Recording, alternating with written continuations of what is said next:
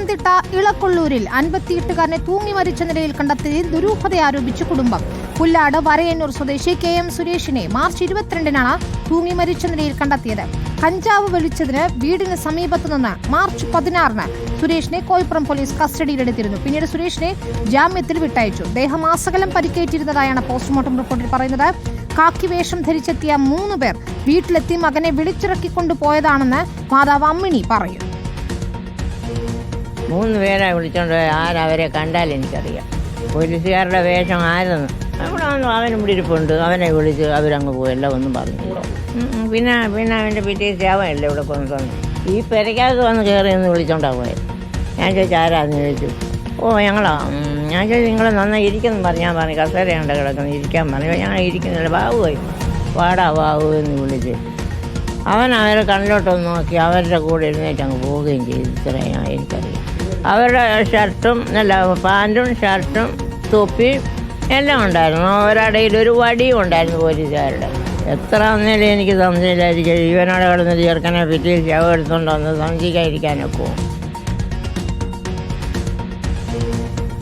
പ്രവീൺ പുരുഷോത്തമനുണ്ട് വിശദാംശങ്ങളുമായി. പ്രവീൺ, ഇത്രയധികം ദിവസത്തിന് ശേഷം ഇപ്പോൾ മരണത്തിൽ ദുരൂഹത ആരോപിക്കുന്നത് എന്തുകൊണ്ടാണ്? മാത്രമല്ല ആത്മഹത്യയാണെന്ന് കരുതിയിരുന്നതാണല്ലോ. ദേഹമാസകലം മുറിവ് പറ്റിയത് എങ്ങനെയാണ് എന്നൊരു ചോദ്യവുമുണ്ട്.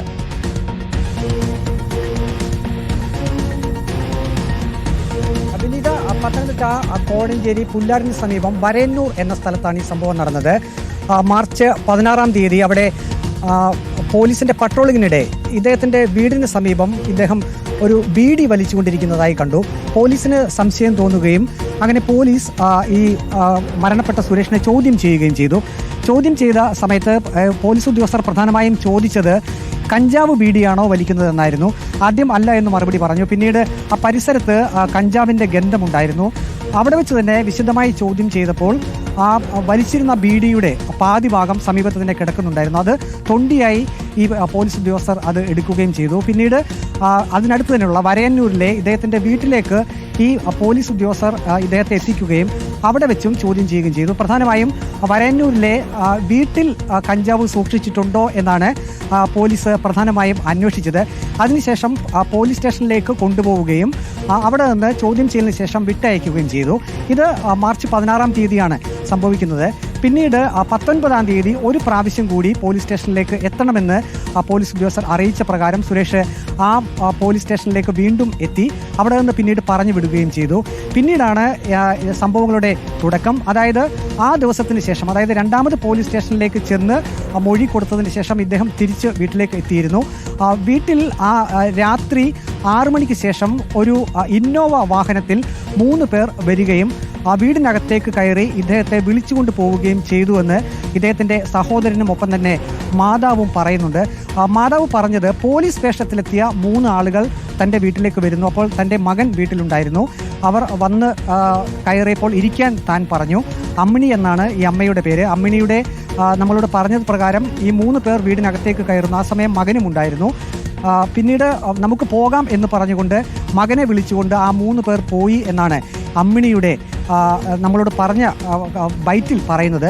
അമ്മിണിയോട് നമ്മൾ വീണ്ടും ചോദിച്ചത് പോലീസ് വേഷധാരികളായിട്ടുള്ള ആളാണോ ഇദ്ദേഹത്തെ വിളിച്ചുകൊണ്ട് പോയെന്ന് ചോദിച്ചപ്പോൾ ആ പോലീസ് വേഷധാരികളായിട്ടുള്ള ആളാണ് ഈ 3 പേർ. അവർ തന്റെ മകനെ സുരേഷിനെ വിളിച്ചുകൊണ്ട് പോയി എന്നാണ് ഈ അമ്മ പറയുന്നത്.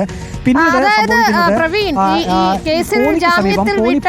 പിന്നാലെ വീട്ടിലെത്തിയപ്പോഴാണോ ഈ ദേഹമാസകലം മുറിവുകൾ ഉണ്ടായിരുന്നത്? അത്തരം കാര്യങ്ങൾ ശ്രദ്ധയിൽപ്പെട്ടിരുന്നു അതോ പോസ്റ്റ്മോർട്ടം റിപ്പോർട്ടിൽ വ്യക്തമാവുകയായിരുന്നു?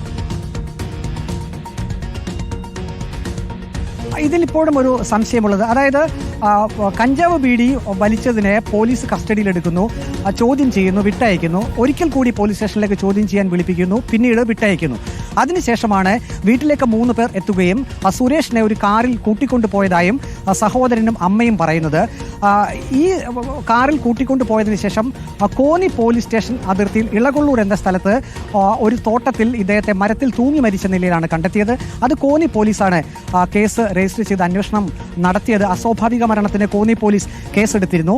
പോസ്റ്റ്മോർട്ടം നടത്തി. ആ പോസ്റ്റ്മോർട്ടം റിപ്പോർട്ടിൽ മരണകാരണം തൂങ്ങി ആണ് എന്ന് പറയുന്നുണ്ട്.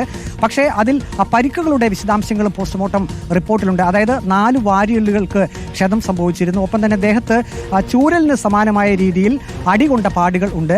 ദേഹമാസകലം കഴുത്തിന് പുറകിലും അങ്ങനെയുള്ള ഭാഗങ്ങളിലെല്ലാം നല്ല മാരകമായിട്ടുള്ള പരിക്കുകൾ ഏറ്റിരുന്ന പോസ്റ്റ്മോർട്ടം റിപ്പോർട്ടിലുണ്ട്. പക്ഷെ മരണകാരണം ഹാങ്ങിങ് തൂങ്ങലാണെന്നാണ് പറയുന്നത്. മരണകാരണം അതാണ് എന്ന് പോസ്റ്റ്മോർട്ടം റിപ്പോർട്ടിൽ പറയുന്നുണ്ടെങ്കിൽ ദേഹമാസകലം മുറിവുകൾ ഉണ്ട് എന്ന് തന്നെയാണ്. ഇനി എന്താണ് ഒരു മർദ്ദനമേറ്റ നിലയ്ക്കുള്ള പാടുകളാണ് എന്നുകൂടി മനസ്സിലാക്കുന്നത്. അതിൽ എന്തായാലും വിശദമായ അന്വേഷണം വേണ്ടതുമാണ്.